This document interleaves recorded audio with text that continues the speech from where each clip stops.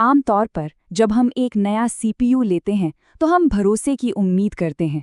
तो ज़रा सोचिए क्या बीती होगी उन लोगों पर जब उनके एकदम नए महंगे top and Intel core i9 processor अचानक बिना किसी वजह के क्रैश होने लगे।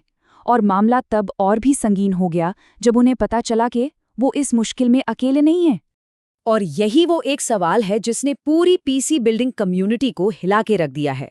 आज के इस विश्लेषण में हम इसी सवाल की तह तक जाएंगे।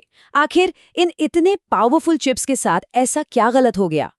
तो चलिए इस पूरी कहानी को एक तरह से एक जासूसी केस की तरह देखते हैं। सीन यह है कि दुनिया भर से हजारों यूजर्स के सिस्टम अचानक अनस्टेबल होने लगे और किसी को भी समझ नहीं आ रहा था कि आखिर हो क्या रहा है। जो लक्षण सामने आ रहे थे वो बहुत ही परेशान करने वाले थे। लोगों के गेम्स, खासकर अनरियल इंजन वाले, बीच में ही बंद हो रहे थे। फाइल एक्सट्रैक्ट करते हुए एरर आ रहे थे और कई बार तो सिस्टम बेवजह आउट ऑफ वीडियो मेमोरी का मैसेज दे रहा था। यहां तक कि कुछ मामलों में तो चिप को परमानेंट डैमेज भी हो रहा था। मतलब ये कोई छोटा मोटा सॉफ्टवेयर बग तो बिल्कुल नहीं था। थोड़ी और जांच पड़ताल के बाद एक पैटर्न सामने आया। ये समस्या खास तौर पर इंटेल के सबसे दमदार और महंगे चिप्स को अपना निशाना बना रही थी, यानी 13th और 14th जेन के कोर i9 और कुछ कोर i7 मॉडल्स। वही प्रोसेसर जो गेमर्स और क्रिएटिव प्रोफेशनल्स की पहली पसंद होते हैं। जैसे ही ये मामला गरमाया, शक की सुई दो मुख्य किरदारों पर आके टिक गई। एक तरफ थी खुद चिप बनाने वाली कंपनी इंटेल और दूसरी तरफ थे मदरबोर्ड बनाने वाले। अब सवाल ये था कि असली गुनहगार कौन है? और जैसा कि अक्सर ऐसे मामलों में होता है, पता चला कि गलती किसी एक की नहीं थी। ये एक तरह का ब्लेम गेम था। मदरबोर्ड कंपनियों ने अपने बोर्ड्स को सबसे तेज दिखाने के चक्कर में सीपीयूज को इंटेल की बताई सेफ लिमिट से कहीं ज्यादा पावर दे दी। दूसरी तरफ इंटेल ने भी ये बात मानी कि उनकी तरफ से सेटिंग्स को लेकर दी गई गाइडेंस साफ नहीं थी, और तो और उनके खुद के सीपीयू माइक्रोकोड में भी कुछ खामियां थीं। तो चलिए अब जरा और गहराई में उतरते हैं और इस केस की टेक्निकल डिटेल्स को समझते हैं। असल में इन सारे क्रैश की जड़ पावर मैनेजमेंट से जुड़ी एक बहुत बड़ी गड़बड़ थी। इस पूरी कहानी का एक बहुत ही अहम किरदार है लोड लाइंस। अब ये सुनने में थोड़ा टेक्निकल लगता है, पर आसान भाषा में समझिए। ये मदरबोर्ड की एक सेटिंग है जो ये पक्का करती है कि जब सीपीयू पर बहुत ज्यादा लोड पड़े तो उसे एकदम स्थिर वोल्टेज मिलता रहे। और यहीं से सारी कहानी बिगड़नी शुरू हुई। यहाँ एक के बाद एक गड़बड़ियां होती चली गईं, बिल्कुल डोमिनो इफेक्ट की तरह। हुआ ये कि मदरबोर्ड ने लोड लाइंस को बहुत अग्रेसिव सेट कर दिया। इसकी वजह से सीपीयू को लगा कि वो असल से ज्यादा ठंडा चल रहा है। इस गलत रीडिंग के आधार पर सिस्टम ने सोचा, अरे वाह, चलो स्पीड और बढ़ाते हैं, और उसने क्लॉक स्पीड को खतरनाक लेवल्स तक बूस्ट कर दिया। नतीजा, सीपीयू इतनी स्पीड संभाल ही नहीं पाया और क्रैश हो गया। और सबसे खतरनाक बात, इस पूरी प्रक्रिया में उसे जरूरत से कहीं ज्यादा वोल्टेज भी झेलना पड़ा। इस टेबल में फर्क बिल्कुल साफ है। एक तरफ इंटेल की बताई हुई सुरक्षित सेटिंग्स थीं जो लंबी अवधि की स्टेबिलिटी के लिए थीं, और दूसरी तरफ थी मदरबोर्ड की डिफ़ॉल्ट सेटिंग्स जिनका सिर्फ एक ही मकसद था, परफॉर्मेंस बेंचमार्क में टॉप पर आना, भले ही सिस्टम की स्टेबिलिटी दांव पर लग जाए। इसे कहते हैं अनलिमिटेड पावर मोड। खैर, जब ये पूरा मामला सामने आया तो कंपनियों ने इसे ठीक करने के लिए हाथ पैर मारने शुरू कर दिए। लेकिन उनकी शुरुआती कोशिशों ने प्रॉब्लम को सुलझाने के बजाय और उलझा दिया। यकीन मानिए, कुछ मदरबोर्ड कंपनियों ने जो शुरुआती बायोस फिक्स निकाले, उन्होंने सिस्टम को स्थिर करने के लिए सीपीयू में और भी ज्यादा वोल्टेज झोंक दिया। मतलब आग बुझाने के बजाय उस पर और पेट्रोल डाल दिया।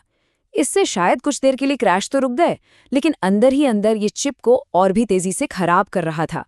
बाद में इंटेल ने भी अपनी तरफ की कुछ गलतियां मानी। उन्होंने स्वीकार किया कि वोल्टेज सेटिंग्स पर उनकी गाइडलाइंस क्लियर नहीं थी। उन्होंने ETVB नाम के एक माइक्रोकोड बग का भी पता लगाया जो गलत वोल्टेज की मांग कर रहा था, और साथ ही ये भी बताया कि 2023 की शुरुआत में बने कुछ चिप्स में एक मैन्युफैक्चरिंग डिफेक्ट भी था। तो अब जब हम प्रॉब्लम को अच्छी तरह समझ चुके हैं, तो चलिए अब समाधान की बात करते हैं। अच्छी खबर ये है कि अब हमारे पास अपने सिस्टम को सुरक्षित करने के लिए कुछ ठोस और सही कदम मौजूद हैं। और सॉल्यूशन काफी सीधा साधा है, बस 3 स्टेप्स फॉलो करने हैं। पहला, अपने मदरबोर्ड का बायोस लेटेस्ट वर्जन पर अपडेट कर लीजिए। दूसरा, बायोस सेटिंग्स में जाकर इंटेल बेसलाइन नाम की प्रोफाइल को सेलेक्ट कर लीजिए। ये प्रोफाइल इंटेल की ऑफिशियल सेफ सेटिंग्स को अपने आप लागू कर देगी। और तीसरा, ये अपडेट सुनिश्चित करेगा कि ETVB वाला बग भी फिक्स हो गया है। अब सवाल ये उठता है कि क्या इन सेफ सेटिंग्स को लागू करने से परफॉर्मेंस कम हो जाएगी? तो इसका जवाब है हाँ, थोड़ी सी। जैसा कि ये चार्ट दिखा रहा है, इंटेल बेसलाइन प्रोफाइल पर आपको मदरबोर्ड की डिफ़ॉल्ट सेटिंग्स के मुकाबले थोड़ी कम परफॉर्मेंस मिलेगी। लेकिन इसके बदले में जो स्टेबिलिटी और मन की शांति मिलेगी, वो कहीं ज़्यादा कीमती है। लेकिन एक बड़ा सवाल अभी भी बाकी है, और ये वो सवाल है जो हर उस इंसान के मन में है जिसका सिस्टम इस प्रॉब्लम से गुजरा है। क्या उनका महंगा प्रोसेसर अब हमेशा के लिए खराब हो गया है? और दुर्भाग्य से कुछ मामलों में इसका जवाब हाँ है।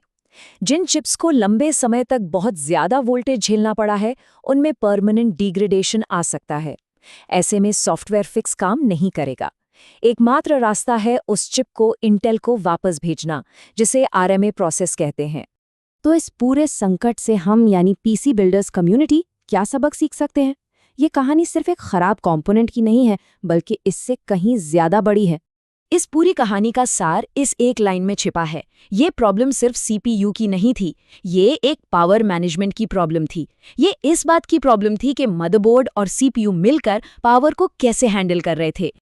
इससे सबसे बड़ा सबक तो यही मिलता है कि अब हम बॉक्स से निकलते ही मिलने वाली डिफ़ॉल्ट सेटिंग्स पर आंख बंद करके भरोसा नहीं कर सकते। और ये भी कि भविष्य में ऐसी नौबत दोबारा न आए, इसके लिए इंटेल और मदरबोर्ड बनाने वालों को और भी बेहतर तरीके से मिलकर काम करना होगा।